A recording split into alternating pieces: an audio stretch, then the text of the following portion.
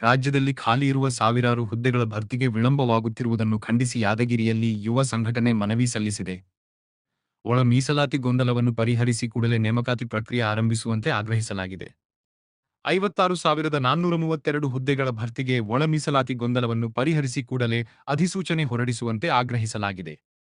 ನೇಮಕಾತಿ ವಿಳಂಬದಿಂದ ಯುವಜನತೆ ಸಂಕಷ್ಟಕ್ಕೆ ಒಳಗಾಗಿದ್ದು, ನಿರುದ್ಯೋಗ ಸಮಸ್ಯೆ ಗಂಭೀರವಾಗಿದೆ ಎಂದು ಸಂಘಟನೆ ಆರೋಪಿಸಿದೆ. ಇದಲ್ಲದೆ ಶಿಕ್ಷಕರ ಹುದ್ದೆ ಭರ್ತಿ, ಅರ್ಜಿ ಶುಲ್ಕ ರದ್ದು ಹಾಗೂ ಉಚಿತ ಸಾರಿಗೆ ವ್ಯವಸ್ಥೆ ಕಲ್ಪಿಸುವಂತೆ ಆಗ್ರಹಿಸಲಾಗಿದೆ.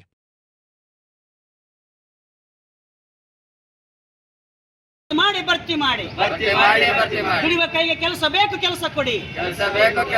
ಎಐಟಿವೈ ಜಿಂದಾಬಾದ್ ಜಿಂದಾಬಾದ್, ಇನ್ಕಲಾಬ್ ಜಿಂದಾಬಾದ್. ಇವತ್ತಿನ ದಿನ ನಮ್ಮ ಯುವಜನ ಸಂಘಟನೆ All India Democratic Youth Organisation ಒಂದು ಇಡೀ ರಾಜ್ಯದಾದ್ಯಂತ ಮತ್ತು ದೇಶದಾದ್ಯಂತ ಯುವಜನರ ಪರವಾಗಿ ನಾವು ಧ್ವನಿ ಎತ್ತಾ ಇದ್ದೀವಿ.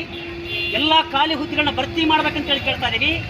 ಕೇಂದ್ರ ಸರ್ಕಾರದ 78 ಸಚಿವಾಲಯಗಳಲ್ಲಿ 9,79,000 ಹುದ್ದೆಗಳು ಖಾಲಿ ಇದ್ದಾವೆ.